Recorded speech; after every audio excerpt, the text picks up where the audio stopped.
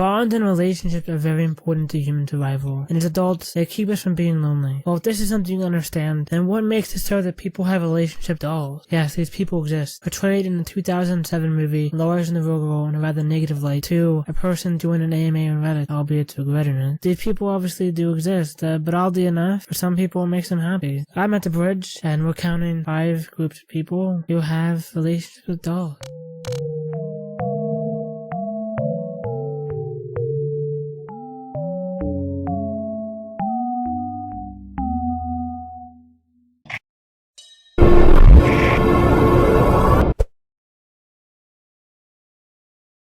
Typically, people who have relationships with these dolls are single individuals. However, meet Shawna, Bigelow, and Dave Hockey, who have spent more than $32,000 on their dolls. Shawna states that she's only a little jealous of the amount of sex dolls that Dave keeps in his basement. Shawna and Donna met on a dating site, which at the time was about 2 years ago. Shawna was not taken aback when Dave showed her his collection of dolls in his basement. She was actually curious and she tried on their wigs. She wanted to find out everything about these dolls, to see everything. The couple has frequent threesomes with a doll named Bianca, which is a rather famous doll, as seen in the movie Lars in the Real World. The couple's motive for coming out about their relationship with the dolls is to face the stigma that comes with owning sex dolls.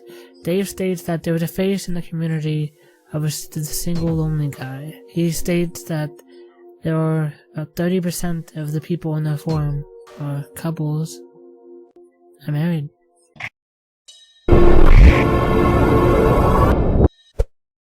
So this one takes it to a new level. Meet Dave Cat, Alina his mistress, and his wife Sidori. So Dave Cat bought his wife Sidori for 6,000 USD. But his story of how he met her was at a goth club in the year 2000. So romantic. So you know how these dolls are made for sex, but Dave Cat and a bunch of other people do not see them as sex toys. They see them as partners. And they're not really married, but whatever, details. So Dave Cat has this blog on the internet where he is an activist for synthetic love. So a part of this group of people in this slice of the interdome, or whatever, the internet, are people who call themselves idolaters. They believe that these dolls can be life partners. Dave Cat resides in Michigan with Alina and Sidori, and he met Alina, the second doll, in Russia, where she went to move with them.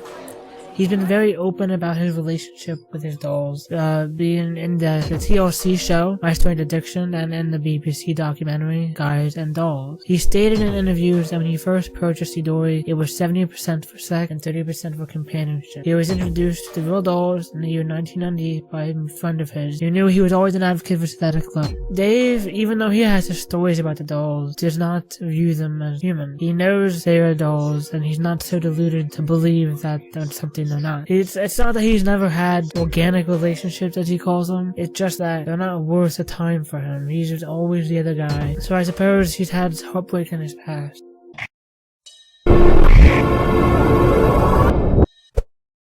Dave Cat had 2 dolls. This man, Edward Konyan, 55 years old, from Dorset, UK. He was always fond of the mannequins in shops, but they were too hard for his liking.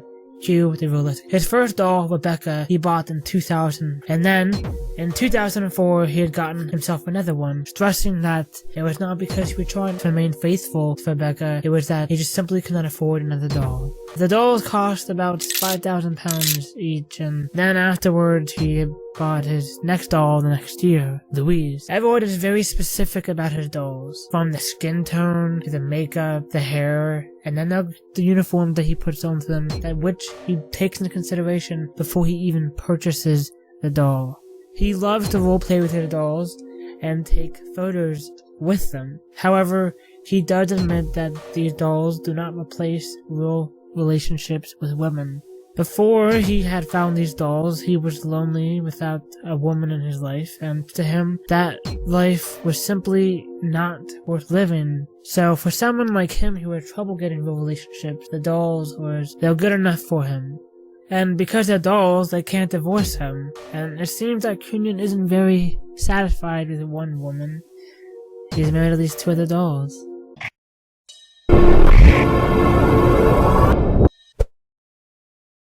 So we all know about that little slice of weirdness in the world called Japan, which isn't very weird at all. Japan, a country plagued with problems with their populations, comes a group of ever-growing, yet secretive group of men who have given up on women. A human girl can cheat on you or betray you sometimes, but these dolls never do those things. These belong to me 100%, says Taobao, obviously not his real name. An engineer who has spent more than $16,000 over the last 10 years on dolls alone. He cites the easiness of getting dolls over having sex with women as a motivation for having relationships with dolls.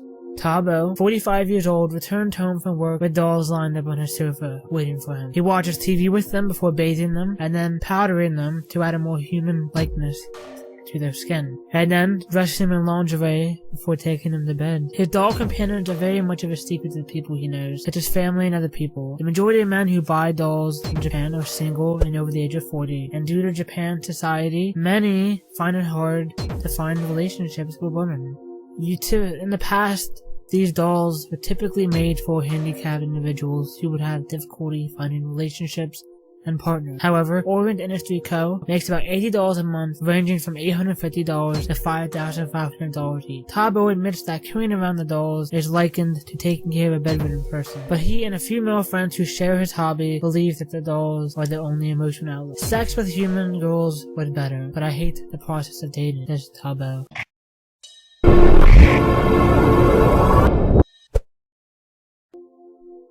So this couple, Bob Gibbons and Lizzie, a married couple, owned a rather extensive and unusual collection of over 240 dolls that they like to dress up and put in their shopping trip. Bob always had an interest in dolls, but he really got into it when he bought rag dolls and toys for his 2 children. He then went into buying shop mannequins for a while, where he had gotten a rather large collection. However, it would not be until he found a forum on the internet about silicone dolls that he came to realize what it really was that he wanted to collect. Together with his wife, he bought his first doll named Beverly in 2007 for $4,000 USD. But alas, that was just the beginning. They began buying different kinds of dolls, ranging from love dolls, cheap blow-up dolls, and realistic dolls. Realistic dolls like Jessica, which cost around $11,000. In total, Bob and Lizzie estimate that they spent around $160,000 on the dolls. They love to dress up their dolls, making them look their best, and the pair are very picky about the looks of their doll, which takes up a lot of their time. Silicone dolls are very needy. They sweat and need to be bathed regularly, which is an issue because they're not exactly light. The number is over 240 dolls, but the pair spare no effort in tending to the dolls. Bob takes many photos of the dolls and posts them on their walks and trips they make to the store, from Herefordshire to their forums. This is where it's different for Bob. While he finds them attractive, he's never used any of these dolls in a sexual fashion. He considers them like his family. That is why the weirdest part when his wife did not have any issue with his obsession with these dolls. She actually enjoys it too. Lizzie says that their hobby allows them to spend time together that they were not able to spend when Bob was canning. Bob claims he has the largest collection of these dolls, to which he only has one other contender, Pan, who owned about 100 of the said dolls. So, this was a small slice of the real dolls world, the majority of which are men, but as you can clearly tell, not all of them are. Some are couples who are involved in relationships with that said dolls. Be it loneliness or just the hobby, the reason for any of these people differ greatly. And some don't even view these dolls as sex objects. Isn't that something? I honestly feel that people cannot replace people with dolls. Nothing takes away that real world interaction, that real world connection. I mean, I guess we can kind of understand because nobody likes to be alone, and not all of these people listed here are obviously alone. I guess some people just give up. Anyways, thanks for joining me. If you like this video, leave a like. Leave a comment. Subscribe to see more of my content. All those links are in the description below. You can also like me on Facebook, follow me on Twitter, message me. We'll be buddies forever. The next time I'm at the bridge, thanks for watching. Here's a plenty.